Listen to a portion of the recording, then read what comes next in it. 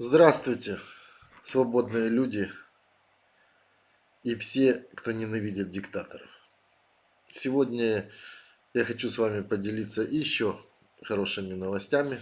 Сенатор, который внес законопроект о демократизации в Беларуси, который был принят, мы позавчера с вами обсуждали, сказал, что надо сделать все, чтобы Лукашенко посадить на 50 лет.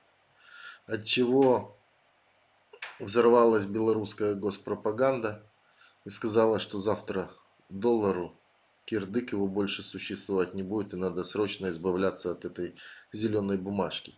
А Национальный банк срочно снимает запреты с 1 января о свободном открытии физическим и юрлицам за пределами Белоруссии валютных счетов и в драгоценных металлах. Как вы думаете, для кого они делают? Ух, явно не для простых людей. Давайте обсудим.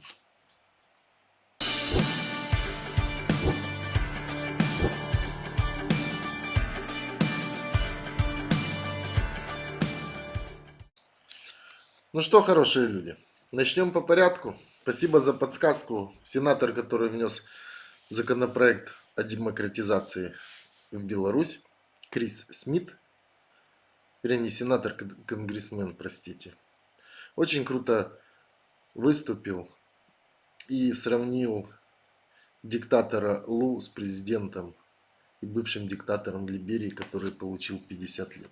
Я не буду много комментировать. Мне очень нравится его рассуждения. Я хочу, чтобы вы их тоже посмотрели. Я думаю, что Международный уголовный суд должен рассмотреть и расследовать все это очень серьезно. В Беларуси совершаются преступления против человечности, и люди, которые их творят, включая сотрудников милиции, должны быть призваны к ответу. Мы видим, что такое же происходит в Нигерии, где происходят убийства людей, о чем я недавно проводил слушание. И то же самое происходит в Беларуси, прямо у нас перед глазами. Людей жестоко избивают, там уже дошло и до убийств. Все это должно быть немедленно прекращено. И они должны понимать, мы не остановимся, пока они не понесут ответственность.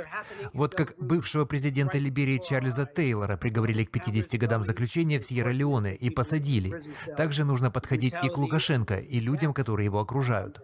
Мы не остановимся, пока их не посадят за решетку. Мы не остановимся, пока их не посадят за решетку. И при этом, не дожидаясь 20 числа, когда Байден должен все это подписать, сегодня Сенат уже... В общем, Америка ввела санкции против всех сотрудников ОМОНа, против Альфы, против ЦИК и еще куча чиновников. Это ж только начало. Это они так показывают. И, кстати, я только что зашел на сайт. Пошли везде обновления. Сейчас я вам прочитаю. Уже попали первые предприятия. Значит, ввели против предприятий. Вы можете зайти на санкции. Ну, везде ссылки есть в телеграммах.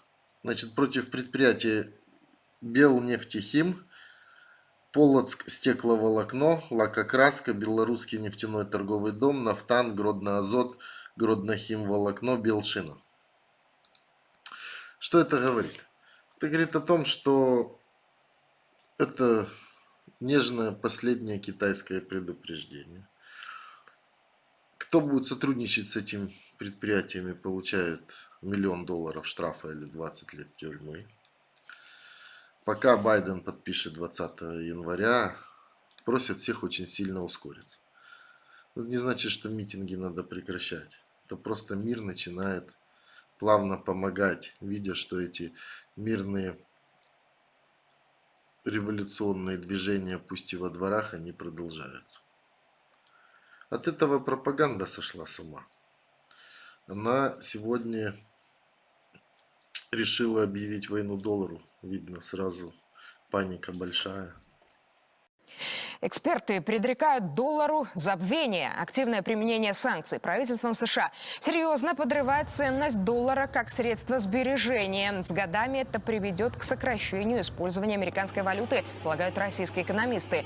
Доллар США попросту утратит статус надежного средства сбережения и средства оплаты. Накануне Министерство торговли США и его бюро по вопросам промышленности опубликовали новый список компаний и организаций из России и Китая, попавших под запрет на покупку определенных видов американских товаров и технологий. Перечень в общей сложности состоит из 103 позиций. Они тут, видите, правда, съезжают на российских экспертов. Вы забейте в интернет Леонтьев о крахе доллара. Увидите шикарный ролик, где он, начиная с 2007 года, ведя передачу на ОРТ «Однако здравствуйте», по-моему, так она называлась, каждый год посвящал один выпуск и рассказывал, что доллару хана.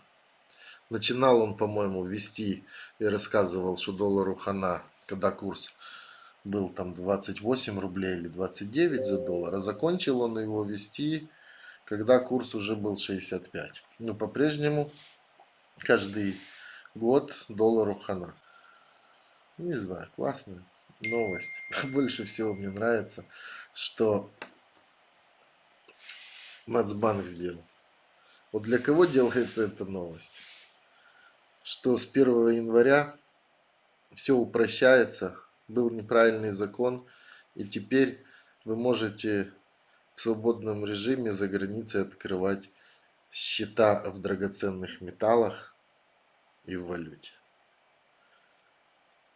Кто из обычных людей нормальных может это себе позволить? А если даже может, кто будет говорить об этом диктатору? Но для меня это больше напоминает, что они готовятся бежать. И кто-то внутри готовится начинать выводить денежки, потому что понимает, что придется бежать. На самом деле, это снятие запрета очень классное. Он же должен, наоборот, все сейчас запретить. Доллар, чтобы не ходил в стране, все должно быть ужасно. Но они начинают воровать бешеным темпом и выводить это за границу. И чтобы Нацбанк не задавал вопросов даже большим чиновникам, чтобы не светиться даже возле Нацбанка, выводится по упрощенной схеме. Знаете, после расследования Навального у Путина сошли с ума. За последние 2 дня начали опять клепать закон за законом. Знаете, он там наштамповал, что он пожизненный сенатор, что все подписал о неприкосновенности. Мне там больше всего нравится то, что внесли новый законопроект, согласно которому теперь любой чиновник должен будет освобождаться от ответственности за коррупцию в связи с тем, что наступили обстоятельства неопределенной силы. То есть теперь воровать можно официально, потому что корона гуляет по миру, пандемия. Это обстоятельства непреодолимой силы. И берите взятки сколько хотите, мойте бюджеты сколько хотите. Вам за это ничего не будет, а я себе пожизненную неприкосновенность уже принял. Знаете, я восхищался хождением и митингами пенсионеров по понедельникам в Беларуси. Все-таки считалось все равно, что все, что там 60 плюс, это люди, которые симпатизируют диктатору усатому. Беларусь восхитила такие марши пенсионеров. И недавно меня поразила одна бабушка из России. Я же тоже вполне считал, что все, кто 60 плюс, это фанатики диктатора Пу. И это уже непробиваемый зомби-апокалипсис. Ну что ты с ними сделаешь? Это не верят. Все хотят напасть, все хотят завоевать и все. Все хотят раздеребанить страну. Я вам покажу очень крутую бабушку, которая позавчера выступила после пресс-конференции Путина. Истинное удовольствие получите, обещаю.